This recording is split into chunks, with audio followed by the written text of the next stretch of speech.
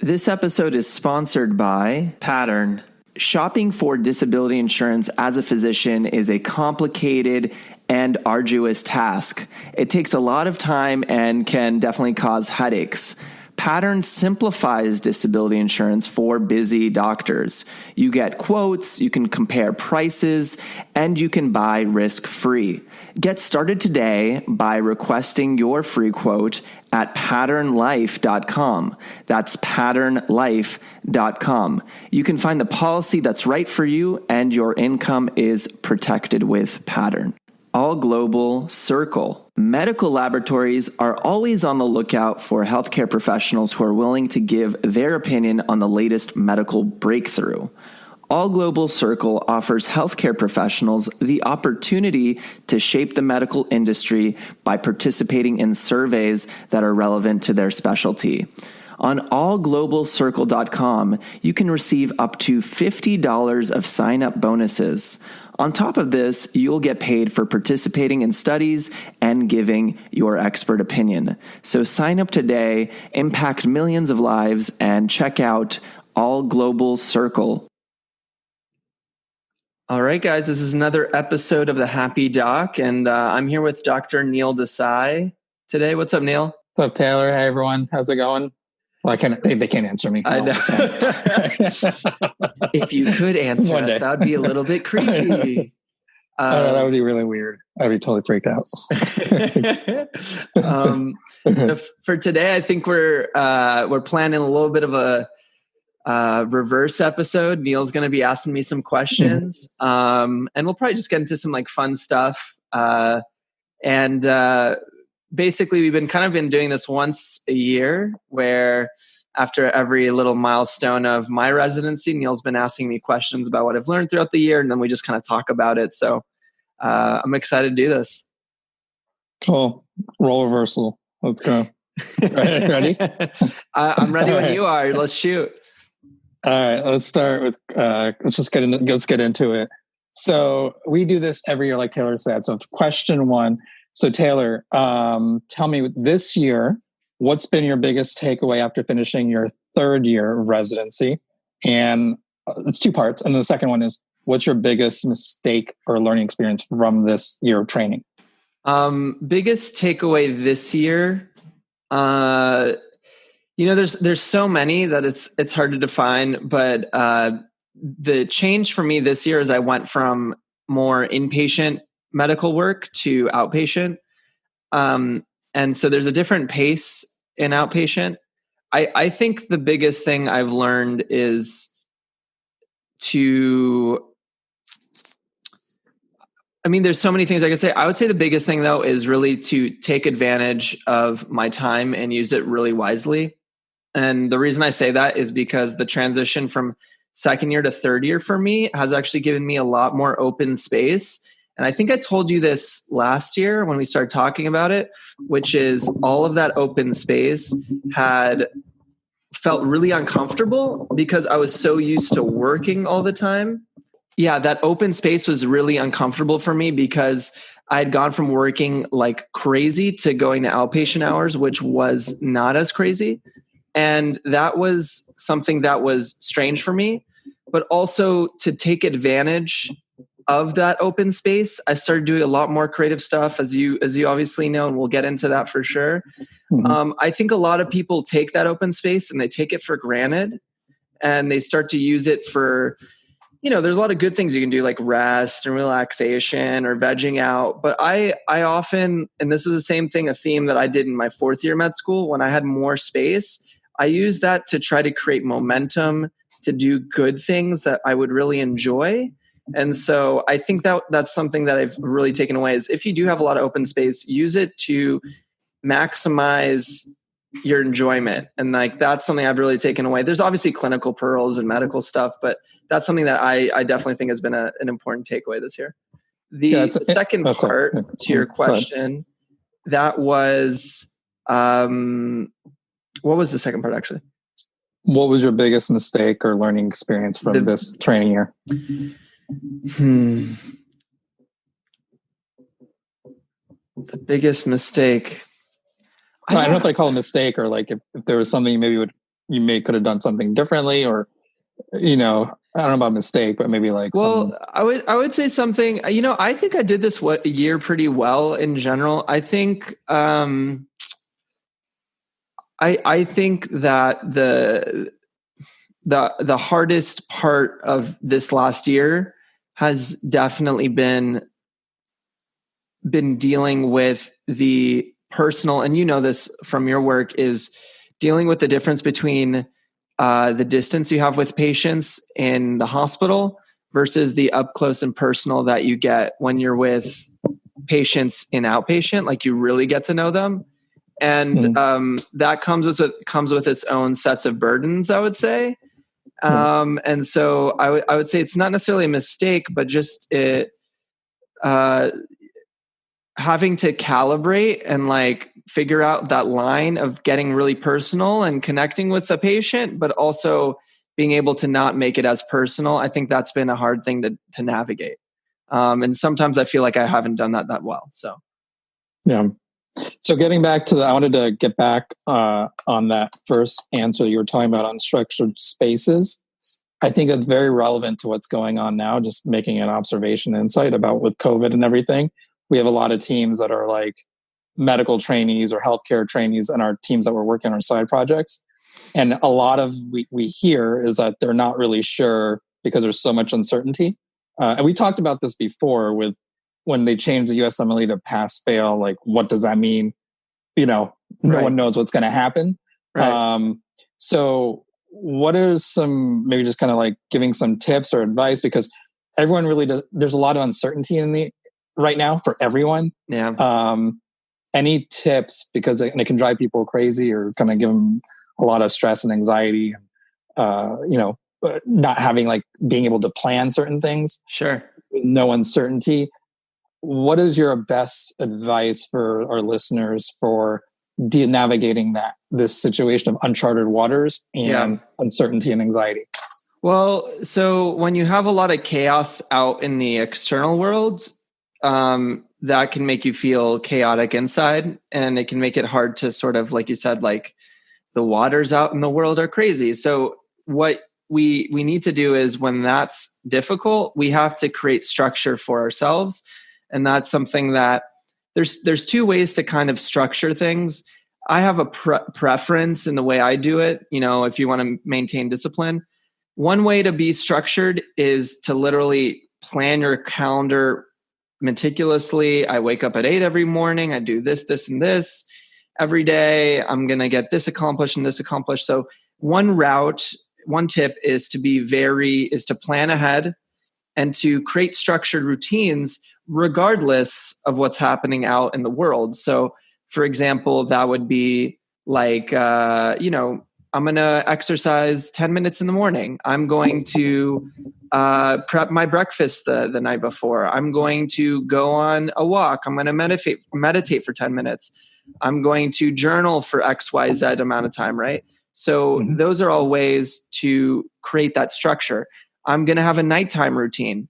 So creating those routines and those structures in place are super important to do that. Also, why the heck are you organizing yourself in that first place? You have to have something that you're passionate about, a creative project, a thing you've always wanted to try, a book you wanted to read, a movie you wanted to watch, an instrument you wanted to play. You have to have something to look forward to when all of that crap is happening. And so when you have all of that set up, then everything works out. So one thing is to create that structure, right? So I gave one idea, which is this disciplined structure to create organization out of the world of chaos. Yeah. A second way, which I'm preferring to do because it's actually hard for me to be as disciplined and motivated, is I literally just have a whiteboard of goals of the day. It doesn't matter when I complete it, but I do have to complete it. So I personally like to get into what I call like the positive action flow, where I take care of a few good things in the morning. And if you take care of a few things in the morning, like tasks, it's a lot easier to start to get through the day. On top of that is something that I really like to talk about. Actually, Tony Robbins is the one who originated this concept. It's called state, story, strategy.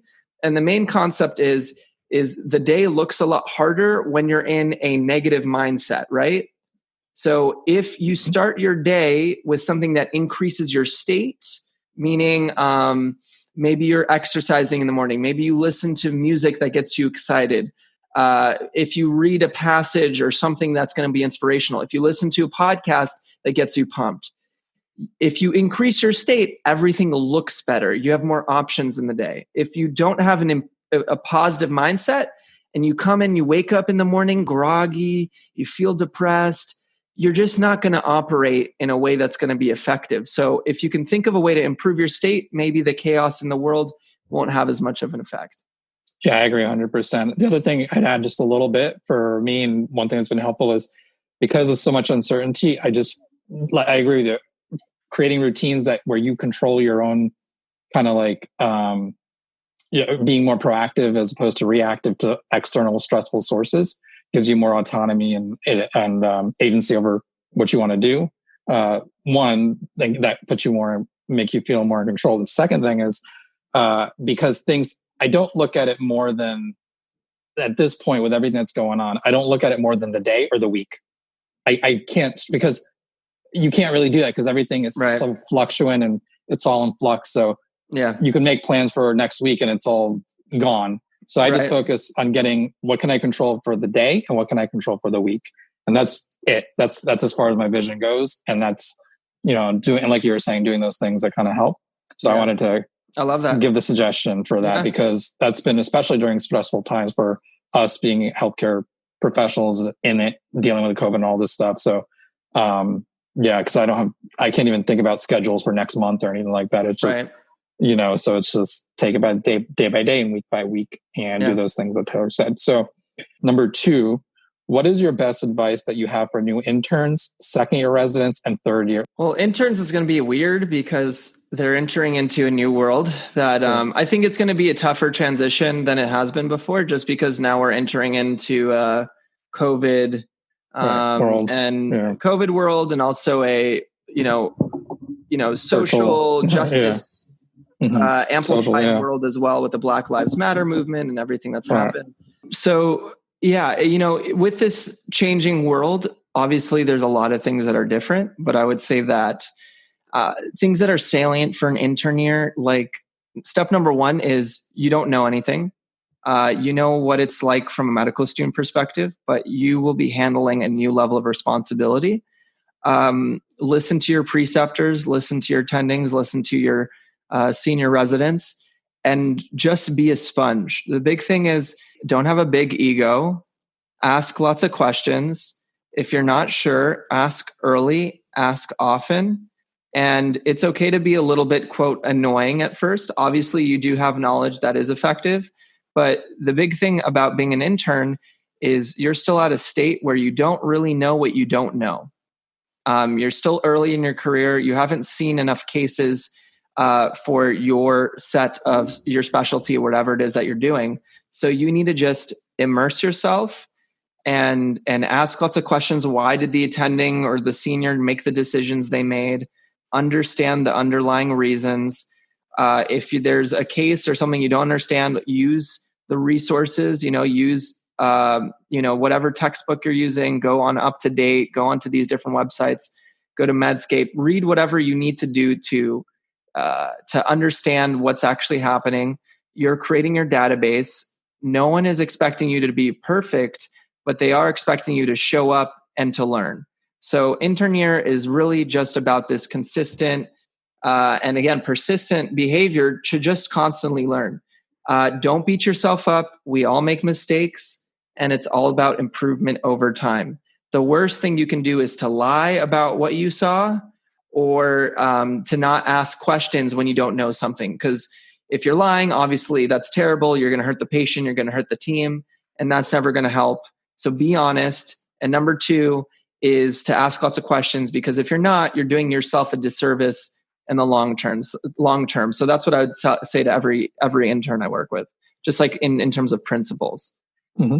As a second year, you start to know lots of stuff, but there's still ideally speaking, you know enough in second year to know that you don't know certain things. So now you've kind of captured the broad amount of things that you're probably going to see. And then I literally just had this conversation with someone who's in second year. It's like, you've probably seen like 90-ish% of the things you're probably going to see commonly. There's probably 5 to 10% you probably haven't seen. And you need to identify what you haven't seen yet and be aware of what you haven't seen and be able to start to notice when that's happening. So when it does, you can talk to your seniors, you can talk to the attendings. No one is going to beat you up. You're probably going to get a little beat up if you can't do the common things at this point. But no one's going to get mad at you if you can't do the uncommon things. But you need to be able at this point to most likely identify the uncommon things and then ask questions about the uncommon things. As a third year, I would say the big thing now is you're a senior. You're a junior attending basically at this point. For most specialties, there's some that are longer, of course. And at this point, you probably know an even larger amount, but it's funny, as you obviously know, the more you know, the less you know. So now it starts to become a thing where you start to work with more nuanced cases. You're starting to deal with more complex thinking. I notice when I'm talking to attendings now, it's not like someone's right and someone's wrong. It's more about having that complex sort of conversation. So now you're ideally speaking, you're at a level where you're going to have that more complex thinking. The other thing I would start to do as a third year, and this is something that, again, I'm probably neurotic in this way, is start to think about what you actually want to do in the future. Start to think about what your career looks like. And I'm not just talking about your medical career, but also your life. Where do you want to live? What do your finances want to look like? What does your future schedule want to look like? What sort of things might you want to do in the future? And there's so many options out there of the way your lifestyle looks like. So don't limit yourself to what everyone else is telling you. Open your mind to the possibility that you can be possibly entrepreneurial. You can do something creative. You can start a podcast. You can learn a different instrument. You can live in the West Coast, or you can live on an island. You can live in the North. You can live in the South.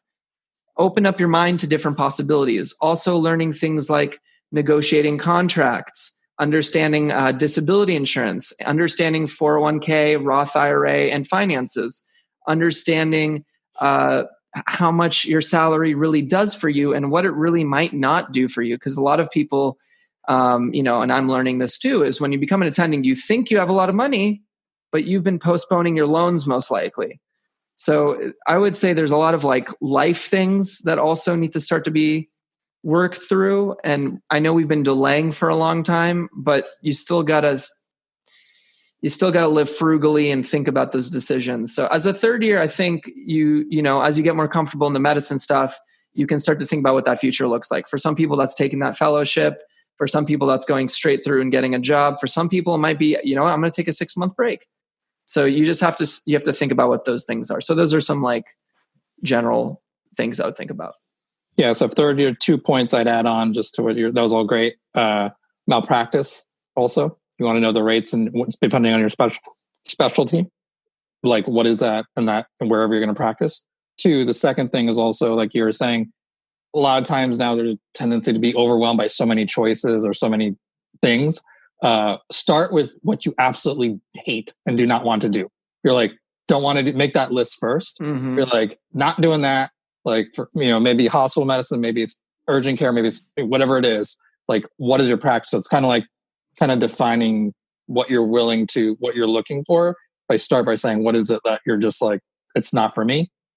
And that kind of helps eliminate and kind of a lot of the things where based on your interests, skills, values, passions, goals. So I think that's really also 2 other points. 100%. And then also the other things too, things I didn't realize, and I'm sure a lot of people who are residents know these things, but if you don't, locum tenens, you don't have to get a steady job. I know someone who works 6 months of the year doing locums and then travels for 6 months of the year. Now it's a little different, with COVID and everything. but your lifestyle doesn't have to be what's dictated of the stereotypical way people have thought about working. Okay. You can be a nocturnist, right? You don't have to work during daytime. I would go crazy. So you just have to, think about what works for you. And then like you're saying, what you hate, what you love, and try to. Yeah. And there's so many options, remote, telemet, like you can mix and match things. It's not the traditional. When I was in practice, when I was a kid, I'd be like, when I was like your age, walking both up the hill, back in snow, but like, no, but when I had to walk 15 miles to get a piece of steak, both ways. I know, right? Like, to get a loaf of bread, blah, blah, blah. Yeah, I know. But it's not like that. It's like what we just look through all of our past episodes. We've highlighted all these different careers outside of traditional, you have to be just a hospitalist or just like office based. The traditional medicine it's been turned on its head. Everything right now, just in general, healthcare, everything, society is all being reshuffled. So that's an opportunity to kind of say, well, what do I really want? It's not just going to be a one track, take my step, then go to the next thing. Obviously you have to do that. But once you're done and out and finish your training, then you have options. It's just, you can mix and match it to what you want, your lifestyle that you want it to be. Right. And that's what we're trying to kind of promote with our podcast and people that we highlight, is that you don't have to do it the traditional way. There are other ways, and the people who do that make it, they don't do the cookie cutter thing. People that figure out what's right for them, they're the ones that are most energized, excited, fulfilled, and doing their thing, so that's what we kind of promote a lot. It's about control. It's about controlling your life. It's about being proactive and being able to say, I'm not going to let life control me. I'm going to proactively think about how I'm going to get from A to B. Also, something you said there, the reshuffling thing, by the way, like, again, not to make this all about finances, but right now, financially speaking, is a fantastic time to look at refinancing loans, because interest rates are an all-time low. And so, again, not to get into it, but that's just, it's good to explore if your interest rates are really high right now. I've been doing that. I would even say one of our guests, I think it was Dr. Amy, one of our earlier episodes, Dr. Amy Faith Ho, she said, triage your life. This is a good time to do that right now. Everything. We'll look at all aspects of it, personal relations, finance, healthcare, your career, education, whatever it is. I think we've been kind of forced to step back because we're going so fast, and now it's paused, and now it's a good time to reflect, which will actually let me get to the next question. Perfect. Because of this COVID thing, there's already an epidemic of loneliness, isolation, depression, anxiety. You know this. You're in it. You see it. I've just kind of like it drives crazy. Humans are meant to connect and be social animals. Yeah. And lately I've been kind of, even just personal, I've been kind of frustrated. It's been a year since I've seen my family, like hung out with them this last summer or hung out with friends in January. Like, how do we navigate? Again, this is kind of like and it's going to be amplified even more with stress of being in the kind of the quote unquote front lines. Yep. There's healthcare professionals who are going to be expected to do this, but then the natural progression of healthcare training is very isolating and causes these silos that we talk about all the time. Yeah. And there's this tendency to kind of try to deal with it on our own. Yeah. It's hard for us to ask for help just because this is our nature. We want to try to figure things. So my question is, how do we handle this COVID as medical trainees, professionals, and all this kind of epidemic of this kind of like this isolation kind of like epidemic? What do we do? Yeah. So, I mean, one part, obviously, there's like the physical work of working with patients with COVID. Obviously, you're going to listen to your staff, and the big thing here is no one's dealt with this before. It's been 100 years since a major pandemic. So no one's dealt with this before. So we have to listen to our superiors. We have to listen to individuals who are really, doing the research. And obviously we need to work with that from that end of things. So it's an evolving story, and we're all figuring this out together. From the personal standpoint, how do we deal with the mental difficulties of this? How do we deal with the challenges of what's going on? there's two things that you always have to do regardless of the challenge, whether it's a pandemic, whether there's a tiger attacking you, well, maybe not tiger, but whatever challenges come up, besides these crazy acute challenges, there's two things you always have to do. And if you do this, you will ultimately be in the best mind state or mindset for handling it. Number one is acknowledgement. You can't change reality. There's no one, you can't change this reality. We're here. Pandemic is here. COVID is here. It's spread. It's community spread. There's nothing we can do to change that. So we have to acknowledge what is. Number two, after that is perspective and gratitude. Okay. You have to create David Goggins, he's a Navy SEAL. He talks about this idea of the cookie jar. All of the crazy crap that you've gone through in your life, you need to be able to think about all of the challenges you've already gone through. You're like, I've gone through this. I've gone through college. I've gone through med school. Now I'm going to be a resident. I've dealt with all these difficulties. You've dealt with difficult transitions in your past. You can get through this. So one thing is to do an inventory, perspective of your life story, and that you can get through another difficulty. So that's that one part of the perspective. The second thing is the gratitude part of the perspective. Healthcare workers, you have a job right now. You're needed. We're being represented as heroes. Whether we're actually heroic or not, that's another question. But right now we're needed. We have jobs. We have paying salaries.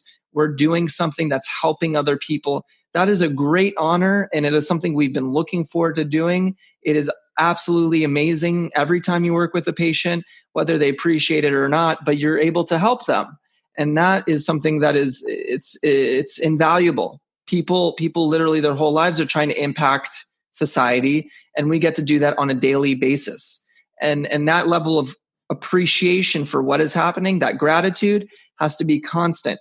Also, residency and this whole part, whether you're in residency or in attending, it's not forever.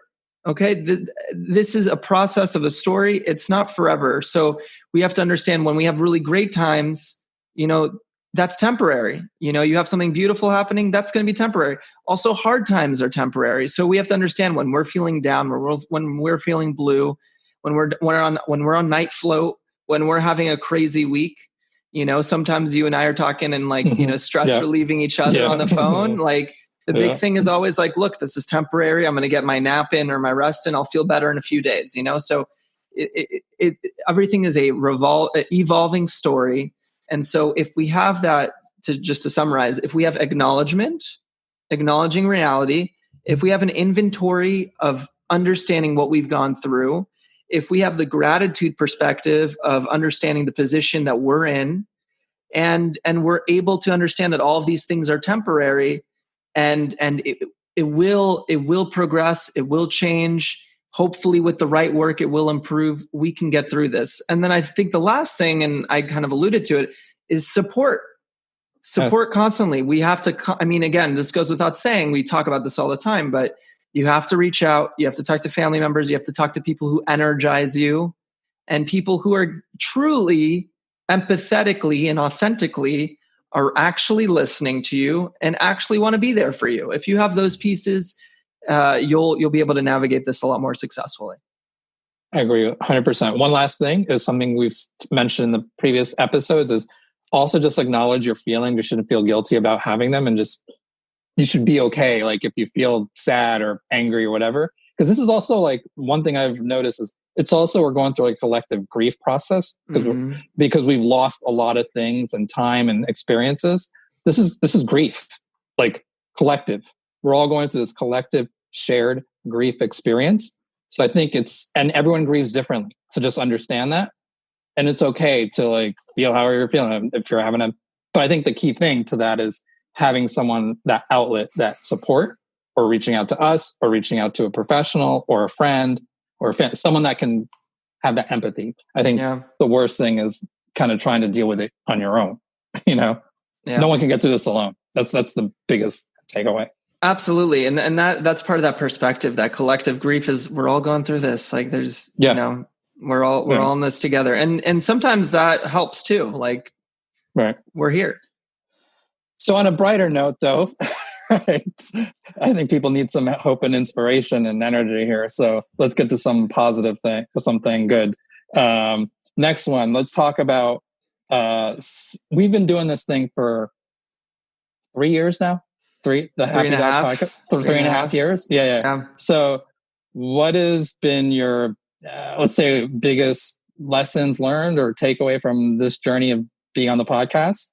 And I guess the biggest mistakes or lessons learned, I guess, kind of like the good and the bad, you know. I would say like the coolest lesson I've learned is that life has infinity lessons. And I've talked about this before, but the funny thing about podcasting is I thought I was going to hit a point where I would interview a guest and there wouldn't be anything interesting to learn. Yeah, I remember you telling me this. I feel like there's gonna be this like point, and I'm like, it's gonna be the same stuff over and over right? Again. And I'm gonna hit maximal knowledge, you know? Then I'm done. I'm like, and what I would say is like I think the biggest lesson is like beginner's mindset. Like the biggest lesson is I know a lot of things. So do you. Doctors know a tremendous amount of things. Any professional does. But like humble, 1,000,000%, constantly read, constantly listen to new stuff, talk to people. When we talk about social justice right now with Black Lives Matter, talk to Black people and understand their perspective. Don't make assumptions, right? Yeah. Just the entire beginner mindset has been just so helpful for me, because when I learn a lot of stuff and I actually listen, that allows me to then create more success. The other lesson I would say is you can do a lot more than you think. You are as valuable as you believe you are. And if you start to actually create evidence and learn and invest in yourself, and when I say investing in yourself, again, that's like listening to books, getting great mentors, taking courses, actually, assimilating effective information that's going to be valuable for you in your life, you can create so many opportunities. So I think as I'm learning more and as I'm getting further along in my career, the opportunities are endless. There's so many cool things you can do in life. And I heard this one really good idea about like depression.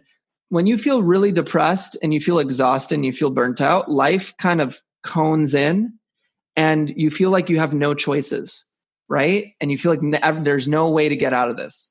When you feel happy, life opens up like a cone in the opposite direction. You know, like, crap, I don't have enough time. Right. Like it's impossible. So those are a few things, is just to be energized, to have that beginner's mindset, to self-invest. And if you meet the right people and you talk to the right people, there's so many opportunities to learn and grow. So keep that positive mindset.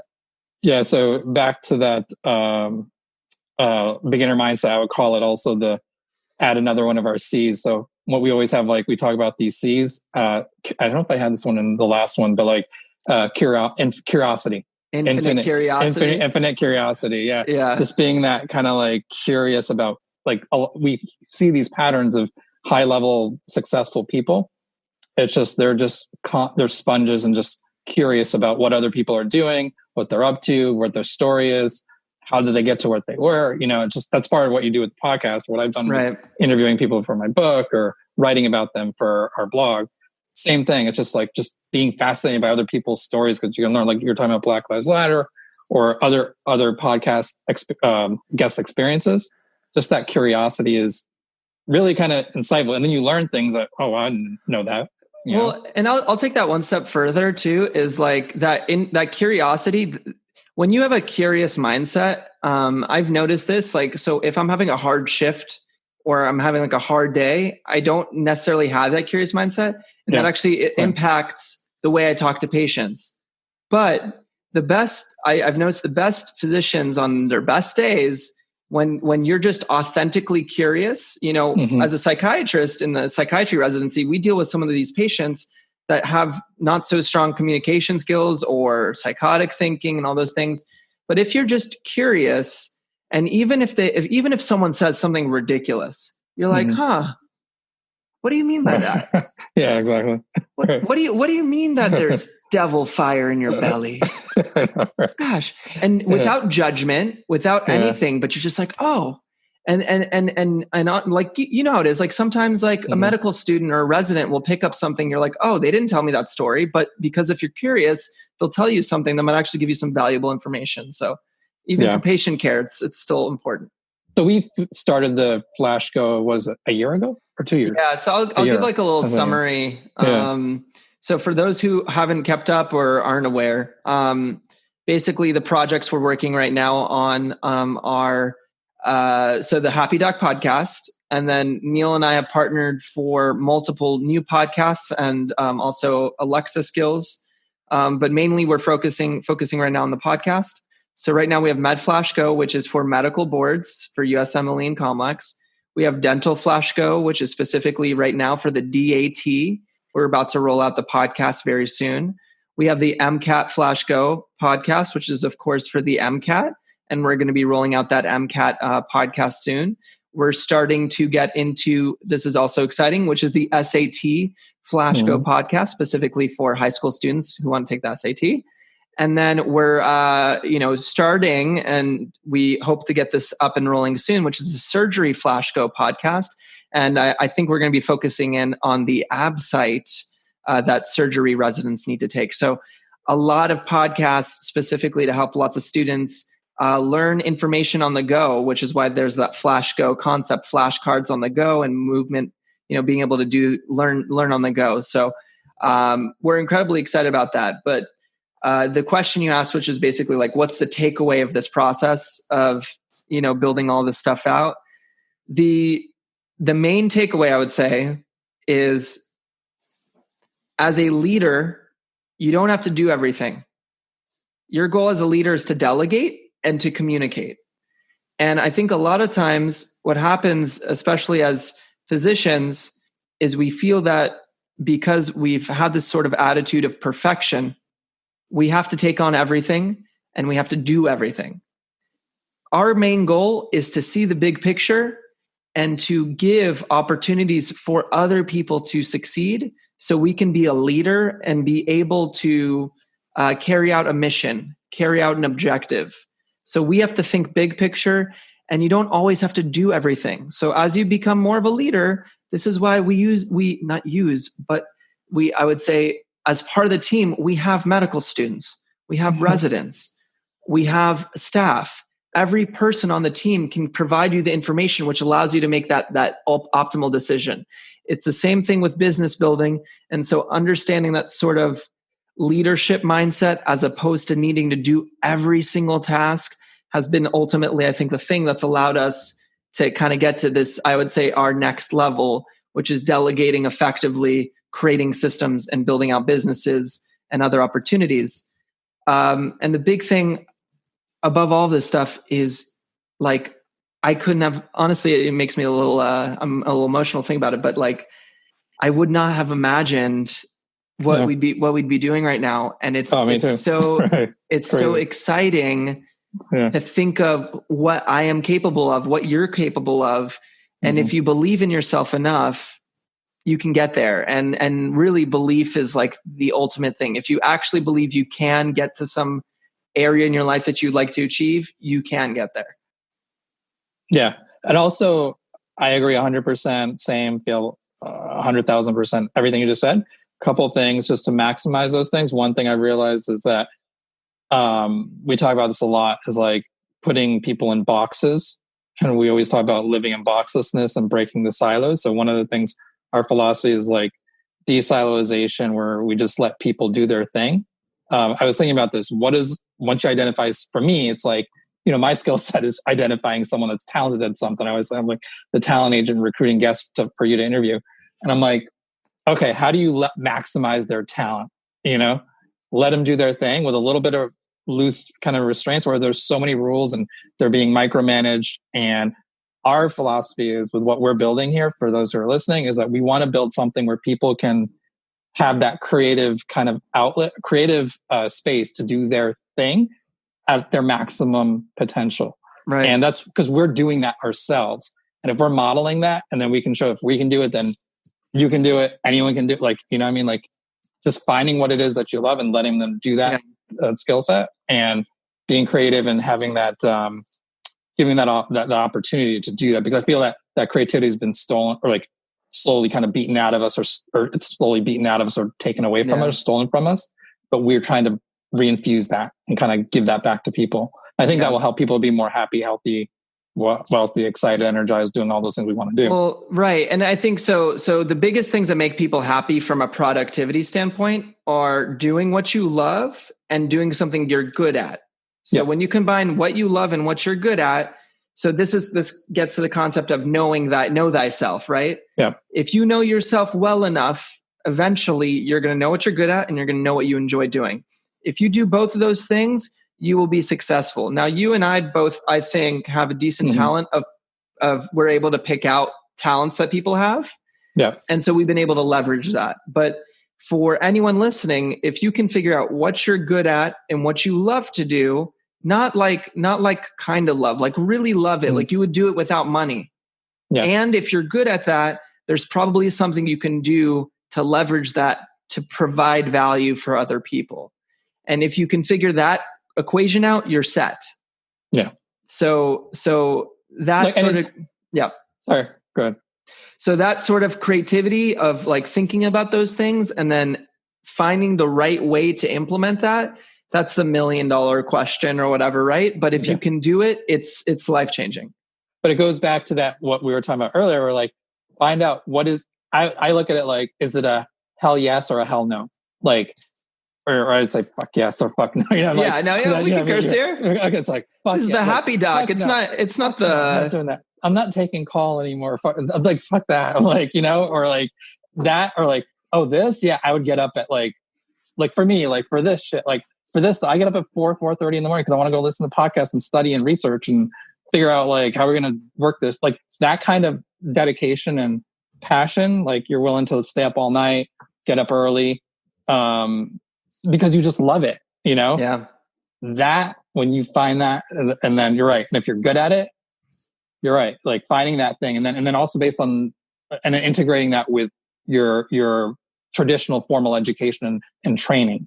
If you can integrate that Venn diagram of like those overlapping things, that is the sweet spot. Yeah. And I mean, I hate to say it, but just listen to this podcast, listen to all the episodes, and there's going to be, there's so many gems and learning materials. Like I'm constantly putting in episodes. Today I had today we're recording it, but like the episode I just put out about the how to work in teams and understanding the emotional task of a team versus the objective task of a team. If you don't know those things, if you're not cognizant, if you're not constantly learning, you're going to miss out on huge opportunities that could ultimately impact not just like work, by the way, relationships, friendships, opportunities in the future. You never know how one thing you learn is going to somehow impact a different opportunity in the future. And so it's all interconnected, everything. 100%. And that's the biggest takeaway. We talk about connection a lot. That's my whole theme. Connection, creativity is connect. It's all kind of interconnected. So everything has an effect on the other thing. So you want to be, you can't have deficits in one area. You want to try to maximize your strengths as much as possible in all these areas of your life. Otherwise you're going to end up like with us, where we got exhausted, burnt out, stressed out and all these other things. The one thing I would like add to all of this whole conversation is a quote I'll take from David Meltzer, who was one of our previous mentors we worked with. And he has this really great quote about happiness, and that happiness is the enjoyment of the consistent, persistent pursuit of your potential. And so for anyone listening to this, if you think about what your potential is in life, and if you feel that you are not reaching your potential, that you're not able to give at your highest value, that you're not able to enjoy your life at your highest value, that you're not able to love at your highest value, if you're not able to smile at your, all of these things, whatever that ideal potential is, if you're not chasing that potential and you're not in pursuit of that, you will not feel excited. And if you don't enjoy that pursuit, which sometimes we don't appreciate things, so we need to slow down and appreciate it. then we won't feel happy. So if we can constantly chase towards our potential, the way that we can give to the world, that's going to make us ultimately happy consistently over time. So consistent, which means constantly working on it. Persistently, when we fall off track, we come back. That's that persistence, pursuit, going towards our potential. If we can do all those pieces and then enjoy that process, that's it. You've won the game. He also says that you're going to forget these lessons. David Meltzer always says, and even he says this, like he and me, Taylor, we have to keep learning these lessons over and over again. So don't be hard on yourself. Don't beat yourself up if you forget, because it takes a lot of these lessons to punch you in the fucking face a lot. Like, trust me, I'm 40, it's going to be 47. I've gotten punched in the face, not literally, but like, right. You know, but yeah, you learn these things and eventually things kind of like sink in, hopefully. But and the more you do it, the more you fall off the horse and get back on the horse, the better you get at getting back on the horse. So you have to consistently, when you fall off track, when you lose that line, when you lose your happiness, when you lose your gratitude, when you lose your meditation, when you lose your exercise, whatever, your diet, whatever things you're working on, whatever habits you're forming, when you fall off, if you get better at hopping back on, like, then you'll get better at it. If you don't, if you're not training your muscle, then you're going to lose it. So you got to constantly. And sometimes I also found if you're having a hard time, instead of going to the extreme, just do like a small amount, like like 1 is better than 0. 100%. Like a minute a day of something or 5 minutes a day of doing something is better than 0. So at least get you into that thing. Right? I was listening to, I forgot the name of the entrepreneur, but I was listening to a podcast recently. And one of the podcasters said the way he started getting into shape is he made the commitment of doing 1 push-up a day. Because what he found was after he's like, okay, it's 1 push-up, whatever. And when he got to the ground and did the 1 push-up, he's like, you know what? I'm already here. Might as well do some push-ups. Might as well do some sit-ups. And so that 1 push-up a day mentality was the thing that forced him to actually create the habit of a consistent exercise routine. So if you can't exercise every day, do 1 push-up, do 1 block, whatever you need to do to get there. I tell that with patients who want to lose an extreme amount of weight, like 50, 100, 200. I said, you don't have to be like running marathons. I said, go for a 5-minute walk every day. Simple. If you can do 5 minutes, 10 minutes, then the next day, you can build it up. And then eventually, you get that 30, 40 minutes walks like every day. That's your recommended amount of, kind of exercise, physical activity, so for the week. So it's just building that momentum. And I think that applies to a lot of aspects. It's that flow and momentum we talk a lot about. We get into our ruts and stuff, or like, I'll tell you like, hey, I think I'm in a rut. Like, we get into these kind of like lulls and just kind of like, it is. That's life. Have those weeks and you're just like, and then you want to kind of get back into the flow and momentum. Yeah. It's like, you just got to do that one little thing that like, you say this all the time, what is one little thing I can do to kind of get me back into that momentum? And then if you have like one thing, it could be just, listening to a podcast or going for a walk, this conversation, talking to someone. Yep. Yeah. Find something that energizes you and you do that one little thing that builds that momentum. That has been huge for, I think, both of us. Positive action flow. It's over time, like doing positive habits, taking positive action, thinking positively, working on yourself, constantly reading. Not only does it impact you, it impacts everyone around you. You attract people who tend to do those things. And over time, you just create a network. It's almost impossible not to win in whatever winning means to you. It literally, the universe, I know it's going to sound woo-wah, whatever, but the universe starts to work for you because you're constantly doing good things and you're creating good connections, which ultimately lets you get into better spaces. It's impossible to lose when you're surrounded by amazing people. Yeah, I used to be like, the fuck is that? Like that woo stuff. But then I'm like, it's not woo-wah when you actually do it. No, it's true. And I'm saying now it's like, it's true because you're putting yourself in situations. It's more like you're creating your own serendipity kind of for good shit to happen. Yeah. Talk about that a lot. It's like you just do right things and then good things just tend to like, where you unexpected thing. You're like, oh, I didn't expect that. That was nice, Yeah. So I think there is something to that energy I think you're right. You create that energy. Like addiction. We talk about this a lot in addiction, people, places, things. Yes. Right? Yeah. If you're around a lot of addicts and you have friends who are addicts and you're around places where addiction can occur, around substances, what's going to happen? Yeah. So you need to change not just your mindset, but you also have to start to change the environment. You have to start to change the attitude. You have to start to change the actions.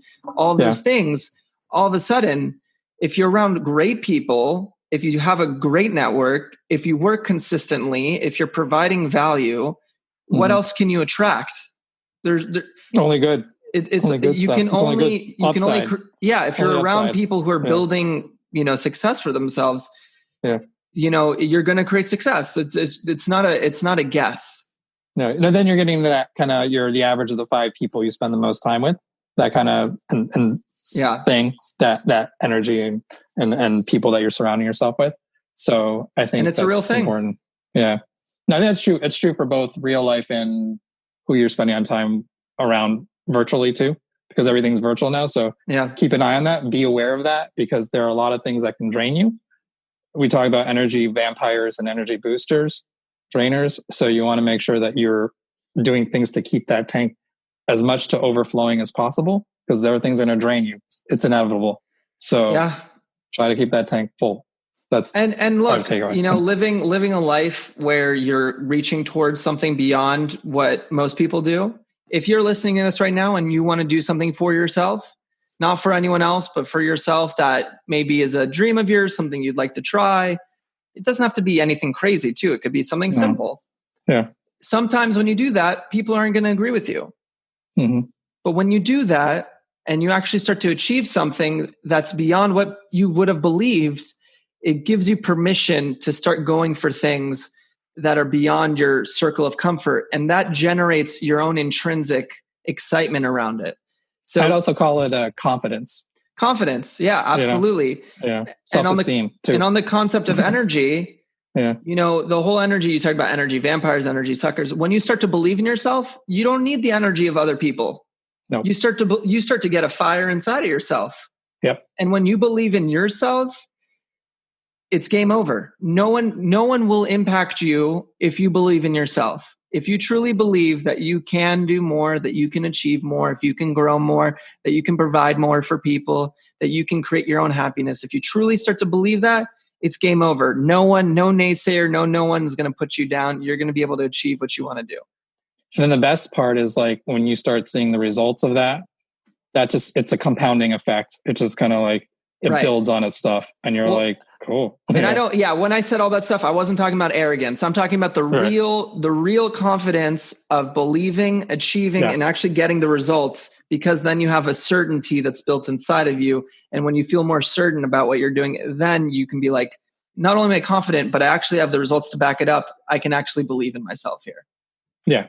But it shouldn't also, the other thing is with the result, like I agree with what you were saying, but one thing I want to make clear to the listeners also, sometimes they tie the results to their self-worth, not to like, do not let that happen. True. Just because like you may put out all your effort into something and it may not be a quote unquote success. And then they turn that into like, oh, this was a failure. Oh, I'm a failure. And then I'm awful in that negative spiral. That's not good. Well, when I say results, like, so if we're going to talk about business creation, most consistent operations where you start to build something, you will not see the actual true results of monetization and those types of things for at least 3 to 5 years.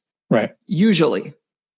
Someone who works consistently will not get the true results, the deep results, until like 5 years out. So the results we're talking about might be small at first, but if you do cultivate whatever it is that for example, like playing an instrument, like at first you're just, you're playing different keys. You barely know what the chords are, but after a certain amount of time and a certain amount of years, you can make music. That's the result. And to make music, when it comes to certain things, it's going to take years. So don't get discouraged after a few years, right? We don't expect a medical student to be an attending in 4 years. We expect them to be an attending in 8 to 10 years, right? Yeah. It's a process. And I think a big skill for, especially, I wouldn't say for everyone, I would say not any generation or anything, but like, but a big skill to learn for today is patience. I think patience at a macro and micro level. I think everyone could learn that being patient for something to cultivate something and keep, working at something. It's going to take time, and be patient to but also trying to get the best of where you are in the process, and not being, when I get to this, they're just like, hey, I get to do this. And, not just kind of learning what you can and where you are and making the best of it. I think that's comes back to that perspective and being grateful, tying all these things together. And well, it's funny because everything we're talking about are these just salient and consistent truths that you just have to apply. We call it wisdom. Yeah. Right. Perspective, gratitude, persistence, pursuing your potential, patience. What else did we talk about? Confidence, beginner's mindset, confidence. All these different pieces of this conversation. It's all wisdom, but wisdom needs to be applied. And if you're listening to this podcast and if you listen to this right now and you're hearing me talk and you're hearing Neel talk and you didn't take one thing and you didn't use that, then you've lost it, because wisdom is the application of truth. Right. So if you're not applying the truth and you're not hearing a lesson that you can't take away from this, unfortunately, I don't know what else there is to say. Yeah, we can help you. We can't help you. We can't. But we're here presenting the hoops, and we're calling them wisdom. Yeah. And if you apply them and you reach out and you do the good work, your success is going to be there. Yeah. And we're doing this because we're learning this too. We're not perfect. We've fucked up so much. We screwed up too. I'm sure we'll fuck up some more. So of course we will. We'll fuck up that. That's inevitable. My wife will tell you about that. She'll tell you how many times she could do a whole podcast on that, a whole season. But anyway, but the big thing is just applying it. And, I think we've learned, we're still learning. Everyone's learning. So we're all in our process. Yeah. We're all in a great process. And I think if you feel like you're done learning, then you might have some learning to do. Then you're going to be, then you're going to be, especially in our field, you will have a great wake up call very fast. Yeah. You're going to have a rude awakening really quick. Yeah. Because our profession humbles you very quickly. Ego's a dangerous thing. Definitely. Humility is good. Well, I think that was great. That was fun. Yeah, that was fun. That was cool. That was good. All right. Well, I think we'll close out for today. And thanks everyone for listening. And Neel, thanks for asking some great questions. Everyone. All right. Thanks, everyone. And that's the episode for today. I want to thank you so much for listening to this episode of the podcast. That was a fun one because we had Dr. Neel doing a role reversal here where he was asking me questions. I know that we referenced a lot of different projects that we're working on. And if you haven't heard of them, please be sure to go to thehappydoc.com and look at the blog post associated with this episode. If you're interested, please follow along with the podcast, as well as join our email list where you will be informed of the latest on the Flash Go podcasts. As always, guys, one thing I'd like to ask from you today is if you enjoyed the podcast, if you are enjoying the content, please leave a review on the podcasting app of your choice. It helps us so much, and it lets us know exactly what you're thinking and what you're enjoying from the podcast. Thanks again for listening, and I'll see you on the next one.